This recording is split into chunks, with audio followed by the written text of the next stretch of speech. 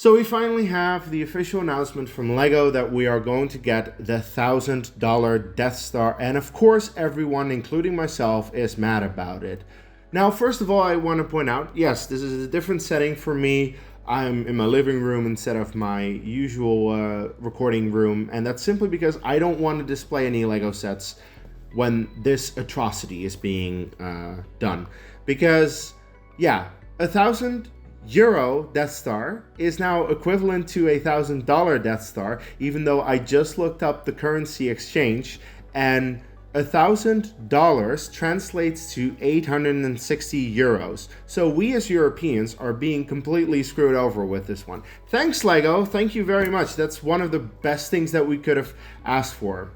The truth is, actually, I thought $1,000 was an okay price, considering we are getting 9,023 pieces in the set, which is the biggest amount of pieces in any LEGO Star Wars set ever. And then also we're getting the biggest amount of minifigures in any LEGO set ever with 38. So we are getting a very good amount of pieces and minifigures in this set, and therefore I think $1,000 is actually kind of justified. I might be the only person who thinks that, but I have a lot of other issues with this set that have nothing to do with price or minifigures.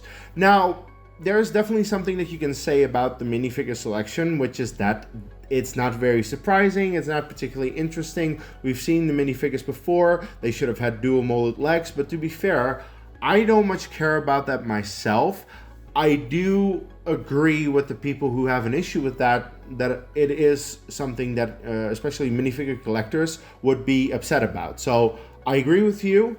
I am not the person really to say much about minifigures other than this probably wasn't the best selection that they could have come up with, and they could have done better. But that's about all I can say about the minifigures. My main issue is with the build, because let me just take you back to the early 2000s when I was a kid getting into Legos and seeing two of my absolute favorite dream sets in existence. I saw the UCS Star Destroyer and I saw the UCS Death Star. I saw those sets and I was like, oh my god, when I'm an adult, those are the sets that I want to buy. Of course, I can't buy those exact sets anymore because they're out of sale, and I would have to either pay way too much money for them, or I have to get a substitute. Now, for the Star Destroyer, we got a substitute, and if you've been following my channel, you know that I definitely have that Star Destroyer. I adore that set. It's my favorite LEGO Star Wars set, still to this day, at least in terms of the ones that I have built. And I am working on something, check the rest of my channel if you're interested in that kind of stuff, to see what I'm doing with the UCS Star Destroyer. And the thing is, the UCS Star Destroyer was actually way overpriced compared to the amount of pieces it had as well, way more than this Death Star. So I personally don't really agree with the thing that the Death Star would be overpriced, because the Death Star right now, 9,000 pieces for $1,000 would put you at 11 cents a piece. It's not that bad of a price ratio, especially if you compare it to that Star Destroyer. And in my opinion, that Star Destroyer was worth it because we got a proper UCS Star Destroyer. A very sturdy, good set that a lot of people liked. At least from what I've heard from reviews from people, they liked it. I loved it. So yeah, I think that is one where a lot of people can agree that was a very good set. And it did well for LEGO. So I don't really see why that, could be replicated with the Death Star, but for some reason that's not what they did. Because yeah, as I said, I have been dreaming about those two sets since I was a child for 20 years now. Ever since I first saw that UCS Death Star from 2005, I'm like, I want that set. And then last year, when the rumors started to come out that we would get a $1,000 Death Star, I was thinking, finally, we're getting the replacement for that 2005 UCS Death Star. I can't wait to get it. And then we see this.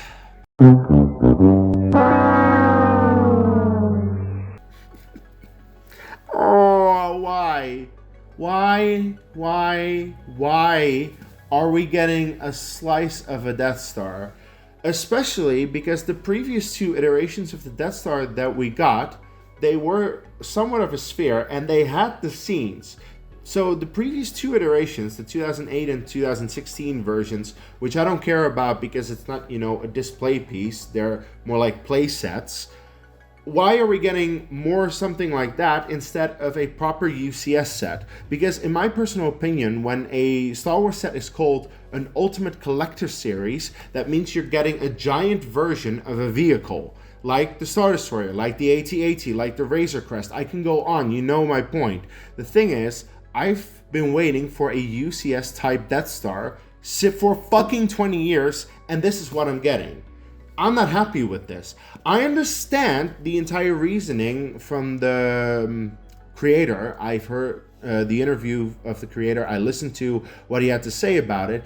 I understand the reason that you want to make a slice so you can display the certain rooms. That is a decent idea, and it makes sure that, you also don't have as much of a sizable set. But when he said, oh yeah, no, we didn't want to make the size an issue.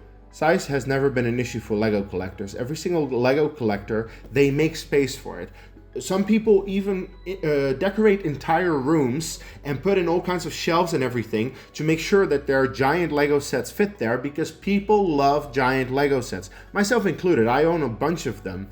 And what I don't understand is when so many LEGO collectors have such giant displays for giant sets, why wouldn't LEGO give us a giant Death Star that we deserve? Something that we can display, not just this, because this, again, it's not a UCS set. If anything, it's like a giant diorama or a Master Builders type thing.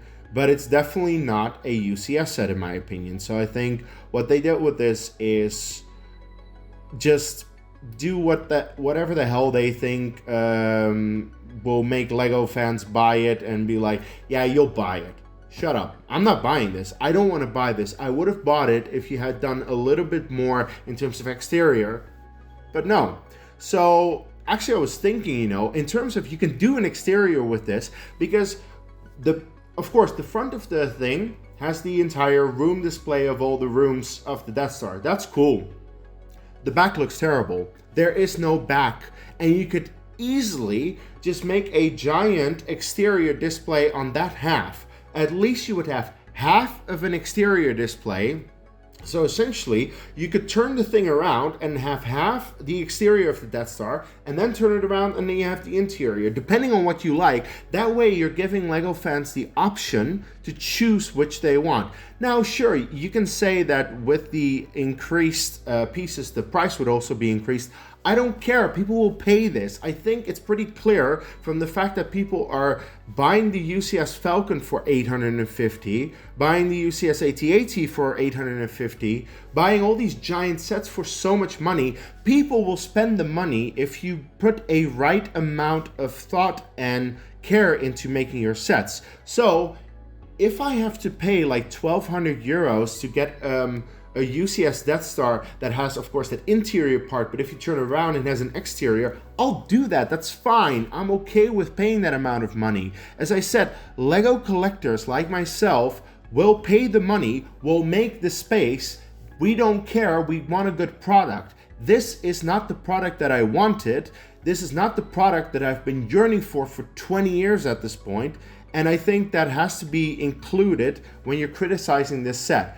You can't just dismiss this set based on the price. I think, again, the price is fair considering the amount of pieces and minifigures that we're getting. I am mainly talking about the lackluster build, where I feel that LEGO just did whatever the hell they wanted under the assumption that simply because we are LEGO Star Wars fans, we will buy it and we'll just suck it up. That I think is massively disrespectful and shouldn't be done. And that is the biggest issue that I personally have with this UCS Death Star. All right. Those were the reasons that I have an issue with the UCS Death Star and that I will not be getting the set anytime soon, if ever. Let's be fair. But let me know what your thoughts are. Let me know exactly what your issues are with the pricing.